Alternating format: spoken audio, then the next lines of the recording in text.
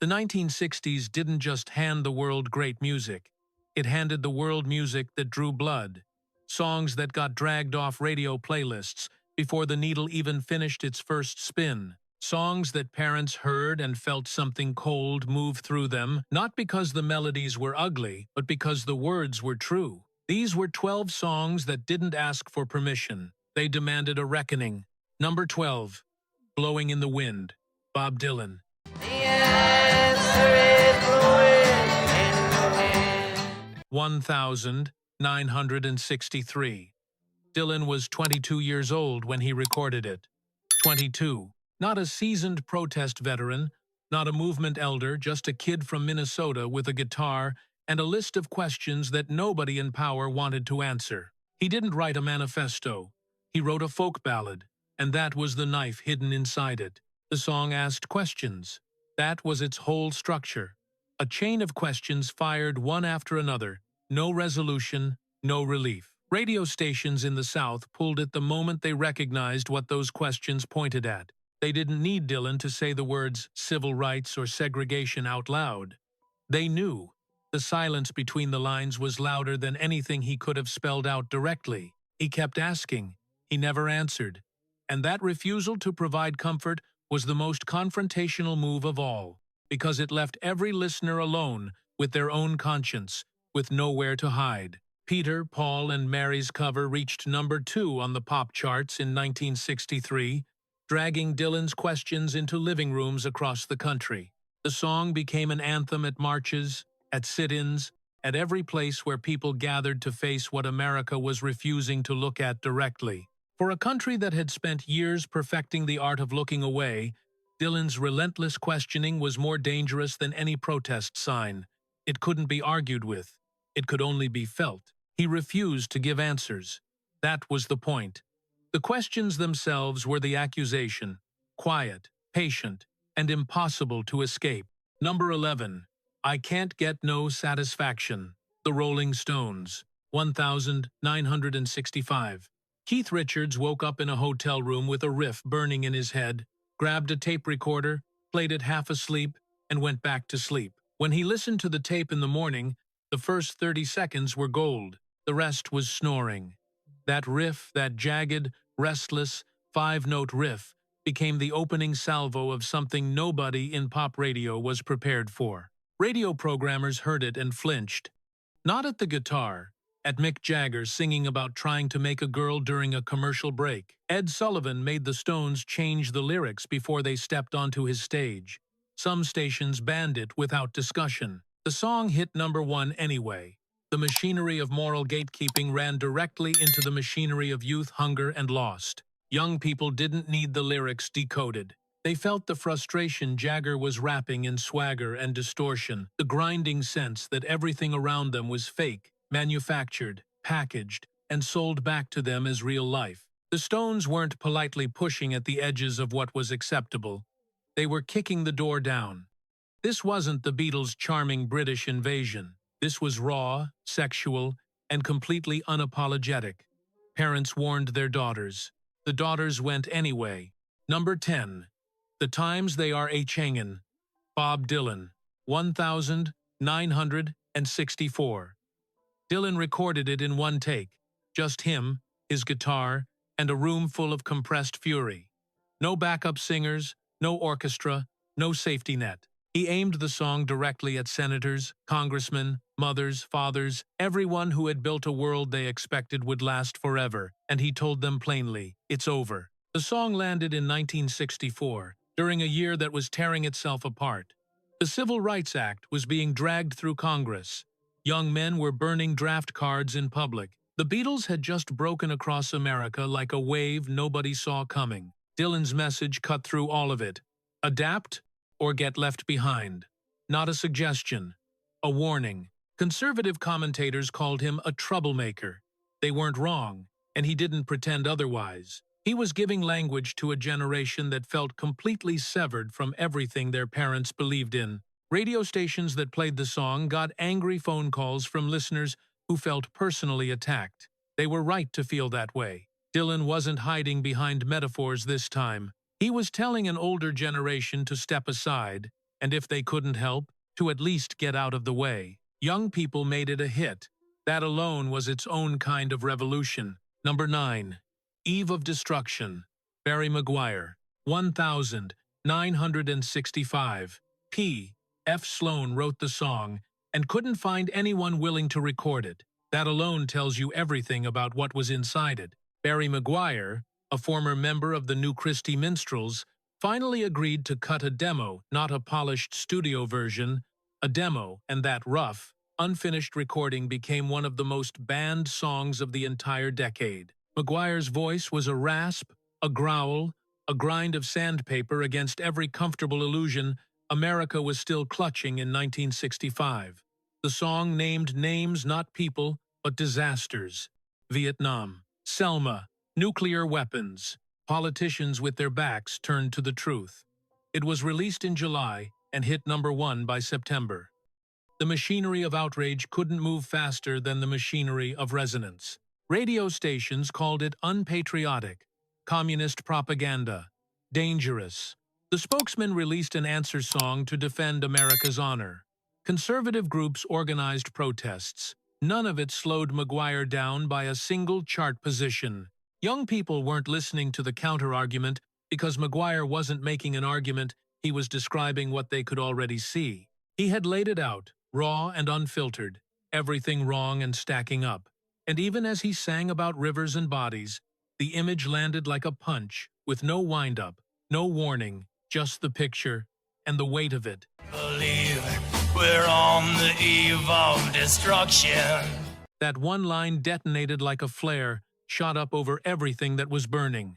It didn't explain the crisis, it named it, bluntly, out loud, with McGuire's voice stripped of any softness. The song didn't wait for the listener to catch up. He listed grievance after grievance, with the rhythm of someone who had stopped being polite about it. Every image he dropped was real. Violence in the streets, weapons pointed at cities, leaders pretending not to notice. You don't believe we're on the eve of destruction. The repetition wasn't weakness, it was pressure. McGuire threw the line back at the listener like a challenge. Deny this if you can. The song wasn't asking to be believed. It was daring anyone to argue. He didn't leave room for comfortable distance. He pushed the listener right up against the Jordan River, against the bodies, against the evidence that the world wasn't holding together. And even the Jordan River has bodies floating, but you... That image didn't need commentary. It sat there, hard and specific, refusing to become abstract. And then the song kept moving, because there was more. There was always more. McGuire's warning didn't build to a single climax and release. It cycled. It returned. It refused to end cleanly. Tell me over and over and over again. That was the technique. The repetition wasn't a hook, it was a sentence, a verdict. America was not collapsing in one dramatic moment. It was collapsing over and over and over again, and the country kept choosing not to see it. The song captured the exhaustion of watching a crisis that never resolved, only compounded.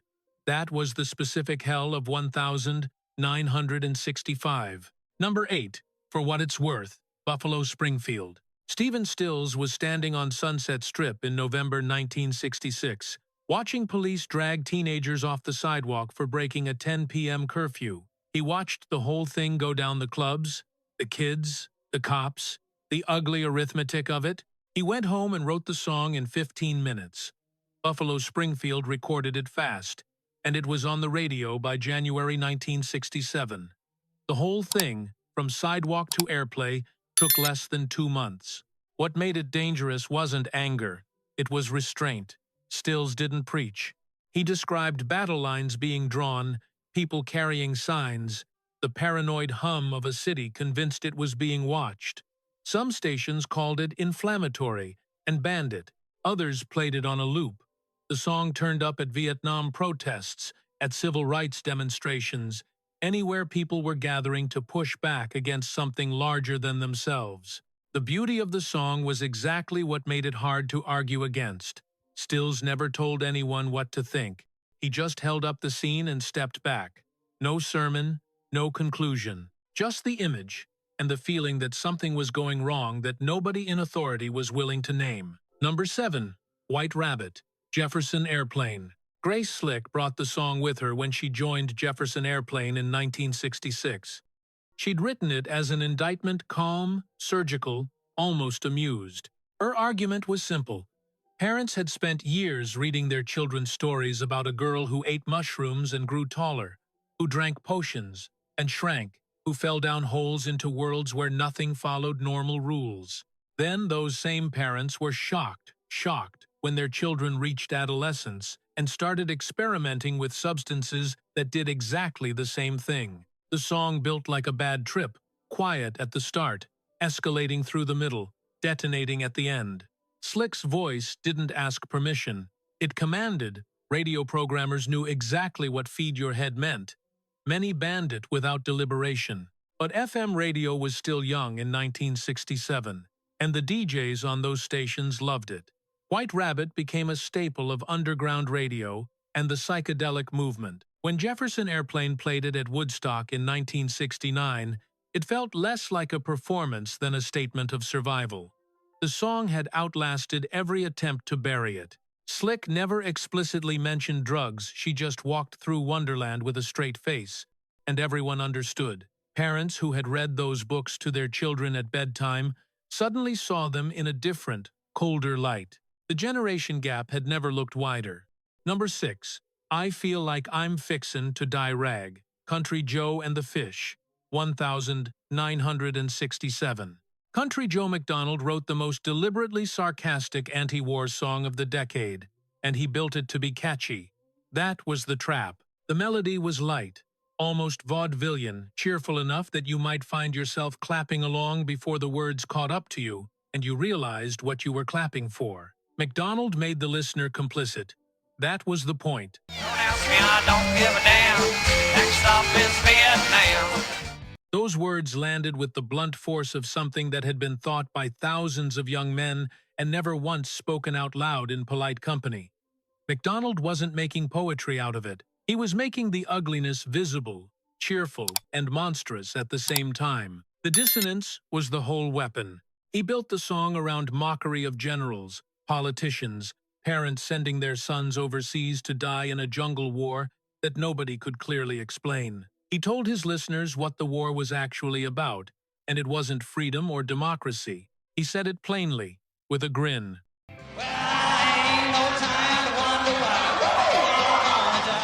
The line hit like a door slamming.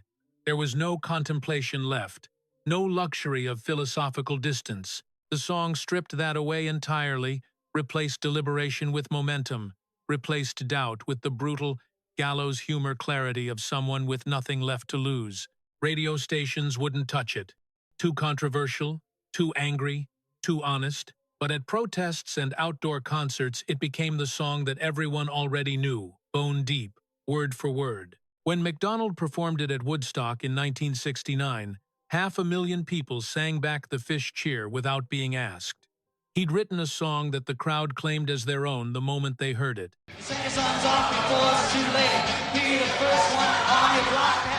That line cut deepest at the parents in the audience, the ones who had bought the official story, who had nodded along to the justifications, who had sent their boys to the jungle without asking the right questions. McDonald wasn't gentle about it. He held the mirror up close. The song made veterans furious, made politicians livid, made parents defensive, but for every young man staring down a draft notice, it felt like the only honest thing anyone had said about their situation. Number 5. Street Fighting Man, The Rolling Stones. The Stones recorded it in 1968, and 1968 was a year when the whole world seemed to be coming apart at the seams. Paris students were rioting in the streets. Chicago police were beating protesters on live television at the Democratic National Convention. Martin Luther King Jr. had been shot dead in Memphis in April. Robert Kennedy had been shot dead in a Los Angeles hotel kitchen in June. The world was not metaphorically on fire. It was literally on fire.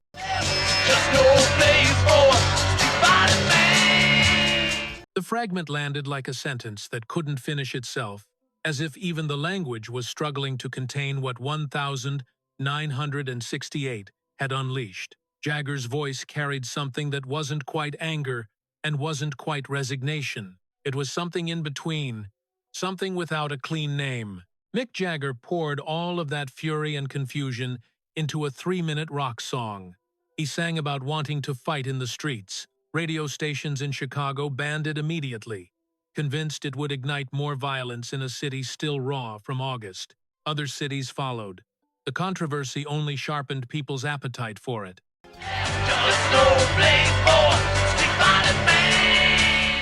That pivot from rage to something almost plaintive, from street fighter to performer, exposed the fault line running through the whole song. Jagger wasn't a revolutionary. He was a rock star watching a revolution from a hotel window in London town. And somewhere inside the song, he knew it. What made Street Fighting Man genuinely unsettling was that nobody could pin it down. Was Jagger calling for revolution? Mocking the idea? Confessing his own paralysis? He seemed ambivalent about whether fighting meant anything at all. Was he encouraging violence or commenting on it? Nobody was quite sure. That uncertainty was more destabilizing than a clear call to arms. A song you could argue against, a song you couldn't interpret that was a different kind of threat. Number 4. Sympathy for the Devil, The Rolling Stones. Also 1968. The Stones weren't finished. They released a second song that year that sent religious groups into open fury, a song written from Satan's point of view, narrated in first person, cheerful and worldly, and absolutely certain of itself. The devil took credit for everything: the crucifixion of Christ, the Russian Revolution, the assassinations of both Kennedy brothers. He introduced himself like a man at a cocktail party. Pleased to meet you. Hope you guess my name. The line dripped with charm and menace in equal measure. Jagger delivered it like a man who had already won the argument before it started, warm, polished, and completely without apology. Religious groups who heard it felt the floor shift beneath them. Churches organized protests. Radio stations received complaint calls, and some banned it without hesitation. The Stones performed it on a British television special, and the studio caught fire during the taping. People called it a sign. Jagger later pointed to Mikhail Bulgakov's novel The Master and Margarita as his inspiration, explained that the song was meant to confront the evil that human beings commit and then project elsewhere. Nuance evaporated in the heat of the controversy. I shouted out, who killed the Kennedys? Where that? The line came down like a courtroom accusation aimed at nobody and everybody simultaneously. It implicated the listener in its sweep, not pointing at one villain, but at the whole architecture of violence that produced the decade's worst moments. People heard a rock band singing from Satan's perspective. That was enough for most of them. The Stones understood exactly what they were doing and how far they could push before the floor gave way. The controversy itself became part of the song's identity, and decades later, new listeners still hear it for the first time and feel something shift. It was built to last. Pleased to meet you. Hope you guess my name. That closing grace, note the slight variation. The warmth, still intact, landed like the devil's final joke. He wasn't threatening. He was comfortable. He'd been here the whole time. The song's real provocation wasn't blasphemy. It was the suggestion that evil was charming, familiar, and patient. Number 3. Revolution, The Beatles. John Lennon had been watching 1968 burn from a distance. Paris, Chicago, London, the whole world convulsing, and he wanted to say something about it. The problem was he couldn't decide what to say. He believed in change, but feared violence. He wanted transformation, but wasn't sure he trusted the people demanding it. So, he wrote a song that captured the contradiction, instead of resolving it. The result satisfied almost nobody, and that was, whether he intended it or not, the most honest thing about it. The Stones, Dylan, McGuire, they had all arrived at their positions cleanly. Lennon arrived at ambivalence, and that was its own kind of courage. He recorded the slower version first during the White Album sessions, running his voice through a guitar amplifier to give it a distorted, urgent edge. In that version, when he sang about destruction, he layered both in and out into the lyrics simultaneously, leaving the door to violence half open while backing away from it. The contradiction was deliberate. It was the whole argument. The faster version came later, recorded as the B-side to Hey Jude. This time, Lennon was clearer. If you're talking about destruction, count him out. The radical left felt the ground drop out from under them. Here was John Lennon, the man who had declared the Beatles bigger than Jesus, the man whose records had played at demonstrations in Paris and London, refusing to endorse the revolution those students were bleeding for. Students who had carried his music into the streets felt abandoned. The New Left Review published a harsh critique. Ramparts magazine questioned whether the Beatles had finally sold out. Meanwhile, the right was equally furious, pointing to the slower version as evidence that Lennon was encouraging young people to tear down society. Radio stations debated which version to play. Some refused both. The song managed to draw fire from every direction at once, which is a particular kind of achievement. Lennon spent months in interviews defending a position he hadn't fully resolved himself. He wanted change, he said, but not through violence. He believed in working within existing structures to transform them. In 1968, when cities were burning and police batons were coming down on student skulls, that position felt to many like cowardice dressed up as wisdom. Some saw it as exactly that. Others saw a man who understood something the street fighters didn't, that violence consumed itself, that revolutions built on fury tended to devour the people who started them. Nobody was entirely wrong. Lennon had tried to stake out middle ground in a year when middle ground had been abolished. He found there was none left. The controversy proved something about 1968 that the song itself couldn't quite say. Neutrality was no longer a position anyone could hold. Number 2. Say It Loud, I'm Black and I'm Proud. James Brown. August 1968. James Brown released the song in August 1968. 4 months after a sniper's bullet killed Martin Luther King Jr. on a Memphis balcony. Those 4 months had been months of burning cities, of National Guard troops in American streets, of a country watching itself fracture along lines it had spent years pretending weren't there. Brown had been traveling those weeks, performing at benefit concerts, trying to calm tensions in cities teetering on the edge of riots. Vice President Hubert Humphrey had publicly thanked him for it. Brown had smiled, accepted the thanks, and quietly burned. He was tired of being praised for keeping the peace, tired of being told that patience was the strategy, that moderation was the path, that waiting was the appropriate response to centuries of evidence that waiting changed nothing.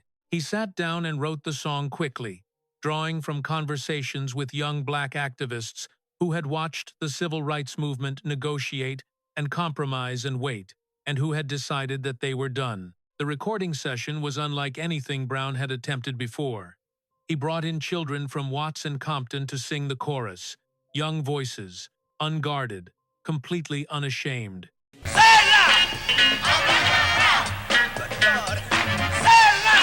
Those words, sung by those voices, landed differently than they would have from adult performers. Children don't perform defiance. They just state facts. And what those children stated directly, cleanly, without apology, was that their identity was not a problem to be managed. It was something to be claimed out loud. Say it loud! 2 words. That was the entire instruction.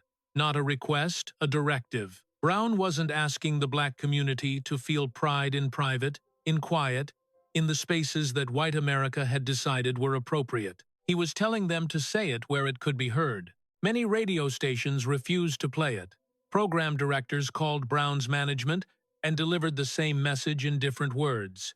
This was divisive, it was separatist, it would inflame tensions. Stations that had played Brown's music for years, that had built audiences on Papa's Got a Brand New Bag and I Got You, found sudden technical reasons to keep this one off the playlist. White listeners who had bought his records for a decade turned away. Brown didn't negotiate. The song wasn't for them. Say it loud! Let me hear you! Say it loud! The call and response structure wasn't just a musical choice. It was a political act. Brown was building a collective voice in real time, asking his audience to participate, to add their own breath to the declaration. The song didn't describe pride, it manufactured it. Together, in the moment of hearing, the black community embraced it without qualification. The song shot to #1 on the R&B charts and climbed to #10 on the pop charts despite the radio blackout. People bought the single in record stores, requested it on black radio stations, played it at gatherings and celebrations. It became something larger than a hit song. Say it loud! Get on the train! That image, the train, carried the weight of the whole civil rights era. The Freedom Riders, the migration north, the long arc of black Americans moving towards something better. Brown wasn't offering nostalgia. He was issuing a forward command. The movement wasn't over. It was changing direction. Stokely Carmichael and other Black Power activists praised the song openly. It gave people permission to be proud of their identity at a moment when society was still arguing about whether that identity deserved equal standing before the law. Brown's declaration wasn't asking for acceptance from anyone. He was claiming pride as a birthright, something that didn't require white approval to be valid or real. Get on the train! Brown kept returning to it, pressing harder each time, the repetition becoming a kind of drill, embedding the declaration deep enough that it couldn't be argued out of people later. Not a chorus, a commitment. What made the song controversial wasn't just the message. It was the timing. America was still reeling from King's death, from the riots, from the fear that racial violence might consume the country entirely. Brown's song felt to many white Americans like accelerant being thrown onto a fire that was already out of control. For young black Americans tired of being told to calm down and wait, it felt like oxygen, like someone had finally handed them permission to breathe.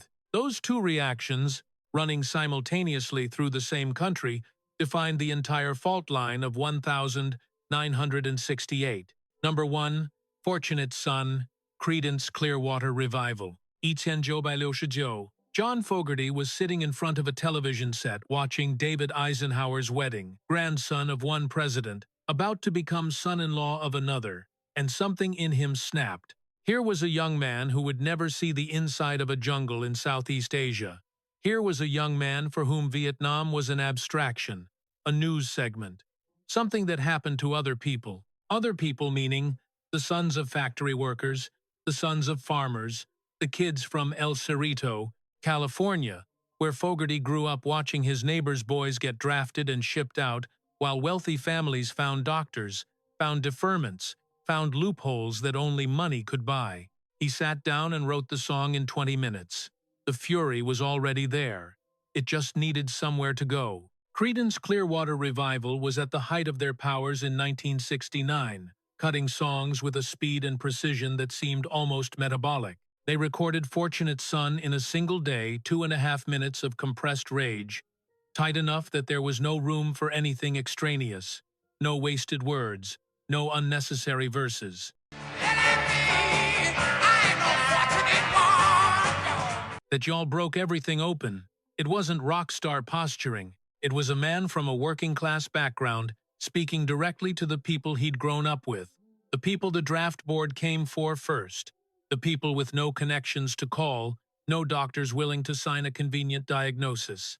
The line landed like a confession and an accusation at the same time. Fogerty didn't name names in the song. He didn't need to. He pointed at a system, at the sons of senators, at the millionaires' children, at everyone who'd used privilege as a shield, while other families buried their boys. Everyone listening in 1969 could fill in the specifics themselves. Bill Clinton had avoided the draft. Donald Trump had secured 5 deferments. The vice president's son was in the National Guard, safely stateside. Meanwhile, kids who couldn't afford college and didn't have family connections were being drafted at 18 and dropped into a jungle war with no end in sight. Radio stations played it because Creedence was one of the biggest bands in America, and programmers couldn't afford to blacklist them entirely. But many programmers were deeply uncomfortable with what the song was saying. They cut it short. They buried it late at night when the audience was thin. The anger was too direct, too aimed at people with power, people who could make things difficult for a station if they wanted to. Soldiers in Vietnam didn't have that discomfort. They made it their anthem. They played it on armed forces radio when they could get away with it. They sang it in barracks and in bars and in the field.